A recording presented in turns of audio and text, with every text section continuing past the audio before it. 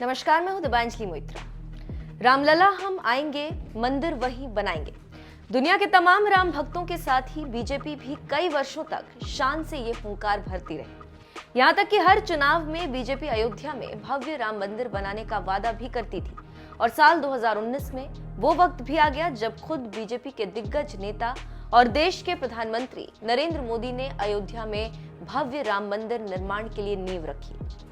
CM योगी की मौजूदगी में हुए इस शिलान्यास के बाद मंदिर का निर्माण भी शुरू हो गया है। और कभी मंदिर बनाने का वादा करने वाली बीजेपी इस यूपी चुनाव में खुलकर मंदिर के लिए वोट भी मांग रही।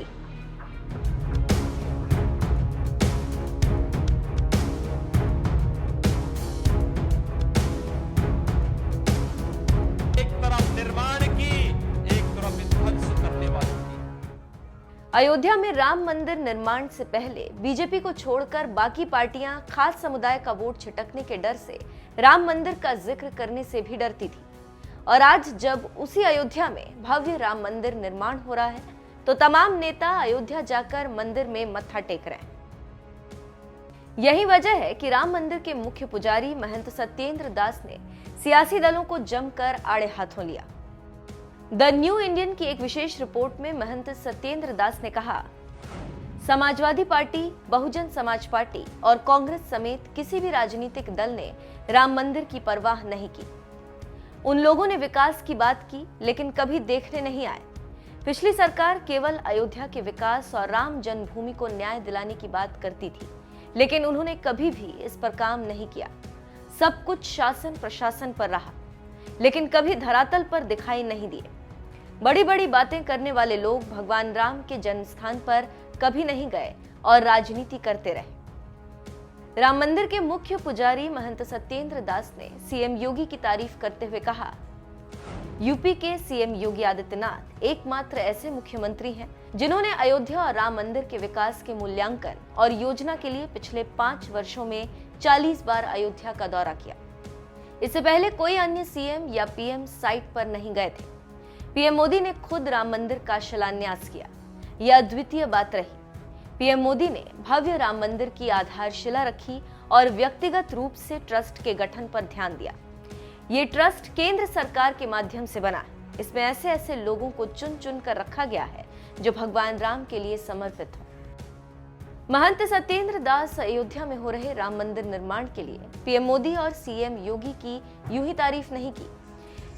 ये बात तो आप भी जानते हैं कि अयोध्या, काशी, मथुरा, प्रयागराज, गोरखपुर जैसे धार्मिक शहर यूपी के मुखिया योगी आदित्यनाथ के दिल के कितने करीब हैं। वो अक्सर इन तमाम जिलों का दौरा करते रहते हैं। अयोध्या में तो उन्होंने दीपावली पर भव्य दीपोत्सव का भी आयोजन कराया और समय समय पर किसी न किसी सरकारी योजना की सौगात देने के लिए अयोध्या जाते रहते हैं। यही वजह है कि चुनाव में भी सीएम योगी की रैलियों के दौरान अयोध्या का मुद्दा छाया रहता है। मुझे एक बात बताइए, अयोध्या में राम मंदिर का निर्माण का ये भाई बहन बना लेते। याद करिए, सोमनाथ के मंदिर के पुनरुद्धार कार्यक्रम में जब पहले राष्ट्रपति जा रहे थे डॉक्टर राजेंद्र प्रसाद जी,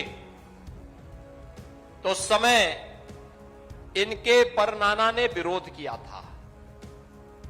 यानी भगवान के मंदिर का हो रहा, उन्होंने कहा यह नहीं करना चाहिए। यानी कश्मीर में धारा 370 लगाने में उनको गुरेज नहीं थी, क्योंकि कश्मीर में धारा 370 आतंकवाद की जड़ थी। लेकिन सोमनाथ के मंदिर का विरोध जरूर कर रहे थे। भाइयों बहनों, अयोध्या में राम मंदिर का विरोध भी ये लोग कर रहे थे। और कुछ लोग तो कहते थे परिंदा भी पर नहीं मार सकता। आज जो कह रहे हैं हम सत्ता में होते तो मंदिर का निर्माण अब तक कर चुके होते, तो फिर राम भक्तों पर गोलियों चलाने वालों माफी मांगोगे? राम भक्तों से क्या माफी मांगोगे इस कार्य के लिए? राम भक्तों का नृशंस हत्या करने वाले लोग आज मंदिर की बात कर रहे हैं। यही आपकी ताकत है भाइयों बहनों, यही ताकत है आपकी। आज सब आपके सामने नतमस्तक है। राम मंदिर निर्माण के बहाने विरोधियों पर बरसने वाले सीएम योगी ने न सिर्फ अयोध्या के विकास पर ध्यान दिया, बल्कि राम मंदिर के मुख्य पुजारी महंत सत्येंद्र दास का वेतन भी योगी सरकार ने ही साल 2018 में 100 रुपए महीने से बढ़ाकर 13,000 रुपए किया था। 5 मार्च 1992 से ही भगवान राम की पूजा कर रहे सत्येंद्र दास को उस समय विवादित स्थल के रिसीवर ने मुख्य पुजारी के तौर पर नियुक्त किया था और तभी से वेतन के रूप में 100 रुपए महीना मिलता रहा था, जिसे योगी सरकार ने बढ़ाया। यही वजह है कि महंत सत्येंद्र दास ने विपक्षी पार्टियों पर राम मंदिर की परवाह नहीं करने का आरोप लगाया और सीएम योगी की तारीफ करते हुए कहा है कि उन्होंने सत्ता में आने के बाद 40 बार अयोध्या का दौरा किया। बहरहाल महंत सत्येंद्र दास की ओर से विपक्ष पर लगाए गए राम मंदिर की उपेक्षा के आरोप पर आपका क्या कहना है? अपनी राय हमें कमेंट कर जरूर बताएं। साथ ही राम मंदिर को लेकर एक चुनावी रैली में सीएम योगी ने क्या कुछ कहा था, आइए आपको सुनाते हैं। मुझे एक बात बताइए, अयोध्या में राम मंदिर का निर्माण का ये भाई बहन बना लेते? याद करिए, सोमनाथ के मंदिर के पुनरुद्धार कार्यक्रम में जब पहले राष्ट्रपति जा रहे थे डॉक्टर राजेंद्र प्रसाद जी, तो उस समय इनके परनाना ने विरोध किया था, यानी भगवान के मंदिर का हो रहा, उन्होंने कहा ये नहीं करना चाहिए। यानी कश्मीर में धारा 370 लगाने में उनको गुरेज नहीं थी, क्योंकि कश्मीर में धारा 370 आतंकवाद की जड़ थी, लेकिन सोमनाथ के मंदिर का विरोध जरूर कर रहे थे। भाइयों बहनों, अयोध्या में राम मंदिर का विरोध भी ये लोग कर रहे थे और कुछ लोग तो कहते थे परिंदा भी पर नहीं मार सकता। आज जो कह रहे हैं हम सत्ता में होते तो मंदिर का निर्माण अब तक कर चुके होते, तो फिर राम भक्तों पर गोलियों चलाने वालों माफी मांगोगे? राम भक्तों से क्या माफी मांगोगे इस कार्य के लिए? राम भक्तों का नृशंस हत्या करने वाले लोग आज मंदिर की बात कर रहे हैं। यही आपकी ताकत है भाइयों बहनों, यही ताकत है आपकी। आज सब आपके सामने नतमस्तक है और इसलिए आपके सामने नतमस्तक है क्योंकि इन्होंने पहले वंशवाद और परिवारवाद की राजनीति की। इन लोगों ने पहले जातिवाद के नाम पर समाज को बांटा और जब इन्हें लगा कि मोदी जी के आने के बाद वंशवाद, परिवारवाद, जातिवाद ये सब चला गया कूड़े के दान में, अब तो देश के अंदर एक ही बात गूंज रहा है, वह बात है राष्ट्रवाद का। तो अब ये भी नतमस्तक आपके सामने हो चुके हैं। नहीं तो ये लोग पहचानते ही नहीं थे। भगवान राम और भगवान कृष्ण को काल्पनिक कहते थे। कहते थे कि अयोध्या में राम मंदिर का फैसला आ जाएगा तो खून की नदियां बहेंगी। मैंने कहा रे बेकार की बात करते हो, फैसला आएगा, एक मच्छर नहीं मरेगा, सबसे शांतिपूर्ण दिन रहेगा।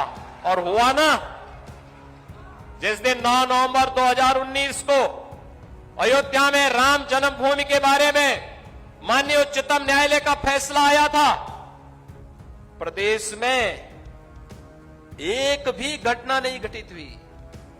उत्साह के साथ सब लोग मग्न थे, शांतिपूर्ण सौहार्दपूर्ण दिन था। ऐसा लगता जैसे राम राज्य आ गया है, राम राज्य का दिन था भाइयों बहनों। 500 वर्षों के बाद ये सपना साकार किया है मोदी जी ने, लेकिन इन लोगों को यह अच्छा नहीं लगता। अयोध्या में राम मंदिर का निर्माण हो, भव्य राम मंदिर का निर्माण हो, इनको अच्छा नहीं लगता। आपने देखा होगा अभी काशी में, भाइयों बहनों, अभी आपने काशी में देखा होगा, काशी में भगवान विश्वनाथ के भव्य धाम का निर्माण प्रधानमंत्री मोदी जी ने किया है। और भव्य धाम काशी विश्वनाथ धाम का निर्माण होकर के आपने देखा होगा, टेलीविजन में कितने लोगों ने देखा काशी विश्वनाथ धाम का उद्घाटन का कार्यक्रम। भाइयों बहनों, मोदी जी ने वहां पे क्या काम किया था? गए, पहले गंगा जी में डुबकी लगाए, गंगा जी में डुबकी लगाने के बाद गंगा जल अपने साथ कलश लेकर के आए थे और कलश को लेकर गंगा जल लेकर के स्वयं गए भगवान शिव का अभिषेक किया। आपने देखा ना। और भगवान शिव का अभिषेक करने के बाद फिर गए और श्रमिकों के ऊपर पुष्प वर्षा किए। देखा ना वह भी दृश्य। कभी किसी प्रधानमंत्री को श्रमिकों के ऊपर पुष्प वर्षा करते हुए देखा है क्या? आपने इतिहास में तो सुना होगा कि जिन श्रमिकों ने ताजमहल का निर्माण किया था, उन श्रमिकों के हाथ काट दिए गए थे। मालूम है ना। एक उस सोच के लोग थे और एक यह सोच है जो राष्ट्र निर्माण की है, जो काशी विश्वनाथ धाम का निर्माण करने वाले श्रमिकों पर पुष्प वर्षा भी करते हैं। भाइयों बहनों, ये लड़ाई ही वर्तमान में चल रही है। एक तरफ निर्माण की, एक तरफ विध्वंस करने वालों की। एक तरफ ये लोग हैं जो आतंकवादियों पर दायर मुकदमों को वापस लेते हैं और एक तरफ हम लोग हैं जो आतंकवादियों को ठिकाना लगा करके राम मंदिर के निर्माण का मार्ग भी प्रशस्त करते हैं। एक वे लोग हैं जो गरीबों के लिए आने वाले मकान को, शौचालय को, विद्युत की व्यवस्था को, अन्न योजना के पैसे को हड़प करके अपने घर का विकास कराते थे। और दूसरी तरफ हमारे लिए तो प्रदेश के 25 करोड़ लोग ही परिवार हैं, उनको एक एक मकान हर एक गरीब को दिलवाने का कार्य हमारे माननीय सांसद, माननीय विधायकगण कर रहे हैं। ये काम पहले भी हो सकता था, आजादी के बाद भी हो सकता था। मोदी जी ने आने के बाद जो काम शुरू 2014 में किया, ये काम 1947 में क्यों नहीं प्रारंभ हो पाया? ये काम 2004 में क्यों नहीं प्रारंभ हो पाया? 2009 में क्यों नहीं हो पाया? अगर ये बात हमने समझने का प्रयास किया होता भाइयों बहनों, तो संभवतः ये जो अमेठी को अपनी बपौती समझने वाले कभी भी हिंदू और हिंदुत्व के नाम पर आपके बीच में फूट डालने का तो साहस नहीं कर पाते, कभी नहीं डाल पाते। हमने तो कोई भेद नहीं किया।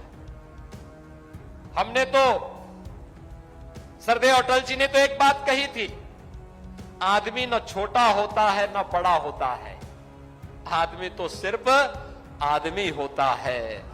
यही तो हमारे संस्कार हैं।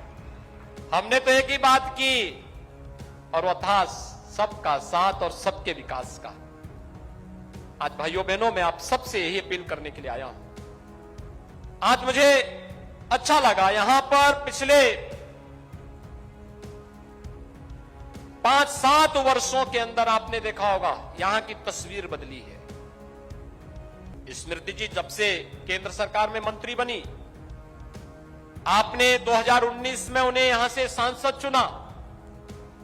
मैं देखता था 2014 से 2019 के बीच में जितनी बार माननीय स्मृति ईरानी जी ने अमेठी का दौरा किया, उतनी बार अपने 3 बार के कार्यकाल में भी श्री राहुल गांधी अमेठी नहीं आए थे। यानी वे सांसद नहीं थी यहां से, लेकिन फिर भी वे यहां की जनता की सेवा के लिए आती थी। 2019 में आपने सांसद के रूप में चयन किया, मैं इसके लिए आपका अभिनंदन करता हूं। और भाइयों बहनों, आज आपने देखा होगा समग्र विकास की दिशा में अमेठी आगे बढ़ रही है।